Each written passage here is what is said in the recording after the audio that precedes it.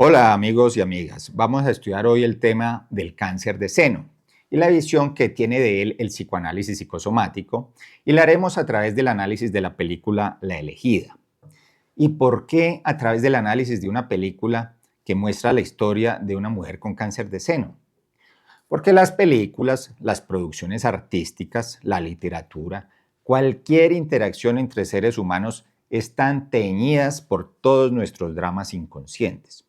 Y nosotros como psicoanalistas estudiamos y observamos esos dramas inconscientes en nuestros pacientes,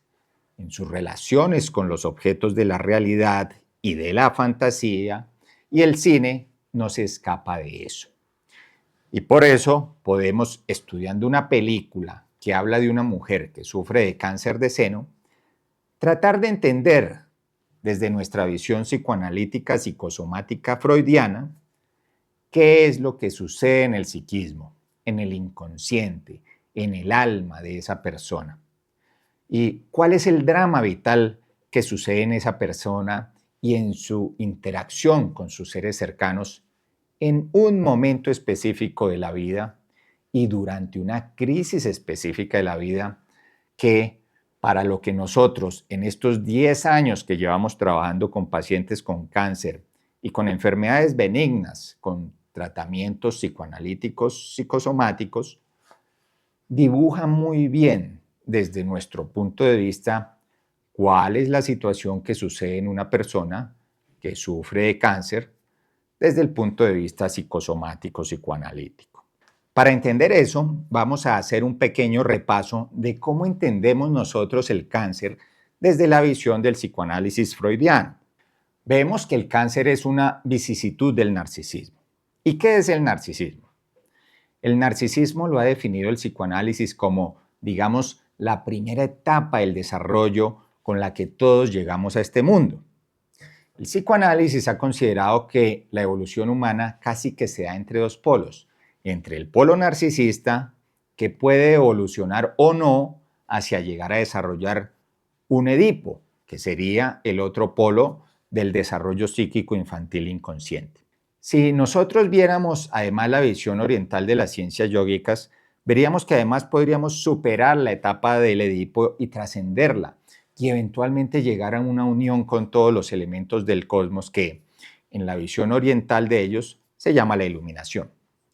Pero estamos en Occidente y nuestro psicoanálisis se ha desarrollado científicamente dentro de la epistemología materialista occidental, la cual considera el psiquismo un producto emergente del cerebro. Y basados en eso, todavía nos movemos en la dimensión de que nuestra vida y nuestra evolución psíquica, nuestra maduración, es ir evolucionando desde el narcisismo con el que nacemos y llegar a un Edipo que debe ser inicialmente incestuoso y volverse luego un Edipo maduro y exogámico. Esa es la, digamos, la evolución inicial desde la propuesta por Freud, que se reconoció que el niño interactúa inicialmente con su mamá, que es su primer representante de los objetos externos a través de la boca, y viene inicialmente después del nacimiento la fase oral, y después tiene las vicisitudes de los esfínteres, principalmente las de la fase anal, y después viene la fase fálica infantil con el Edipo incestuoso, y finalmente llega, según la teoría freudiana, a una fase posedípica o exogámica. La mamá es el instrumento que saca al niño, digamos, del narcisismo primario con el que él nace. Un narcisismo que ahora reconocemos un narcisismo universal, bisexual, en el cual el niño sale del útero en un estado en el que él era el centro del mundo, donde todas sus interacciones con el universo eran especulares o ecoicas, como por ejemplo cuando el niño movía el líquido amniótico y obtenía una reacción o escuchaba los sonidos del eco, y cuando tenía alguna necesidad en el útero, esta era satisfecha inmediatamente. Y nuestro trabajo con el psicoanálisis psicosomático también vio que habían unas relaciones con otro tipo de transferencia de esta etapa, a las que denominamos simbióticas. Pero el niño nace así y la mamá, como un objeto que es diferente a él, aunque todavía un poco incestuoso, pero ya externo a él al momento de nacer, es la que, produciéndole el placer y la satisfacción oral y de todo tipo de satisfacciones a sus necesidades que ya no son resueltas inmediatamente ni automáticamente como en el útero, es la primera persona que ayuda a este ser humano a salir de ese narcisismo. El niño va evolucionando en una relación en que además van evolucionando su cuerpo, sus sitios de placer predominantes, primero oral, después anal, etcétera, hasta que madura su genitalidad infantil.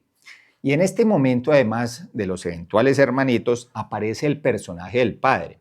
que es el que ayuda a que esta relación incestuosa, llamémosla endogámica, del niño con su madre, comience a romperse y así esa fuerte relación endogámica incestuosa con su madre pasa a ser una relación incestuosa un poquito menos endogámica con el padre y los hermanos, para lo cual el niño también establece una alianza con el padre para liberarse de ese vínculo tan fuerte con la madre y poder después algún día romper también ese vínculo con el padre y finalmente liberarse a ser un ser realmente individual e independiente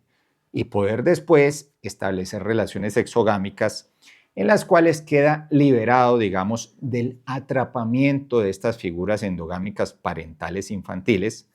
las cuales también se ha reconocido por el psicoanálisis que van madurando desde las figuras más indiferenciadas, que es la madre fálica y el protopadre, que son las más regresivas y las más sadomasoquistas, hacia unas figuras más objetales y más maduras y más diferenciadas genitalmente,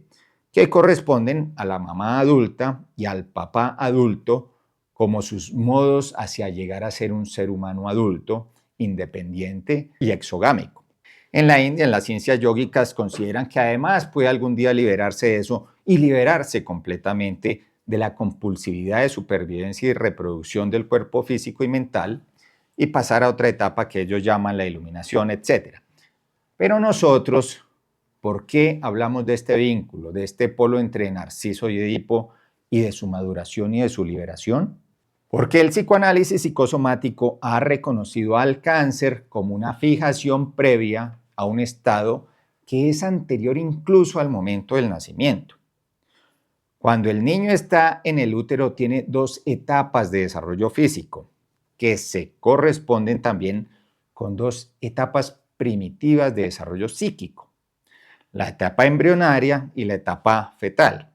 Ya se ha reconocido por el psicoanálisis psicosomático que la etapa fetal es muy importante para unos puntos de fijación, ya no oral, anal, etcétera, sino, por ejemplo, para el punto de fijación hepático al final de la etapa fetal.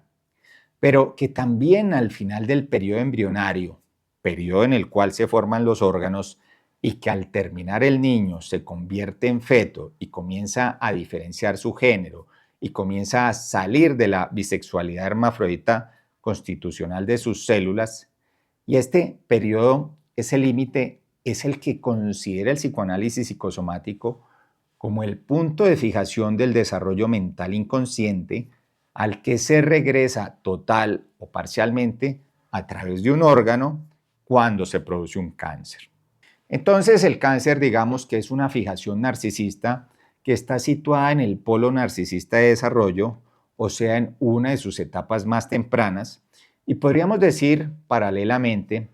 que el evolucionar en la maduración psíquica hacia el otro polo de desarrollo psíquico, que es el polo edípico, o sea, hacia ser cada vez más objetal, exogámico, considerado, etcétera, y dejar así de ser narcisista, este sería el camino de prevención del cáncer, digamos, desde el punto de vista de la visión psicoanalítica.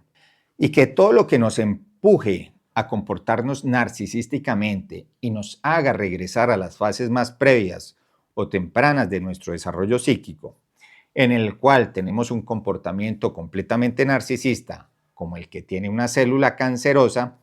sería lo que nos aumentaría la predisposición al cáncer. Entonces, una célula cancerosa, la cual que tiene unas explicaciones biológicas desde la epistemología occidental médica de cómo una célula se convierte en una célula cancerosa, ocurre o produce un órgano canceroso en una persona que paralelamente se comporta de alguna forma cancerosa, digámoslo, no tiñéndolo de malo en el sentido moral, sino como un comportamiento de un narcisismo anormal y muy regresivo, un narcisismo en el cual los avances hacia la objetalidad, hacia la consideración de los demás, hacia el real desarrollo de un Edipo o más allá, pues no se han dado.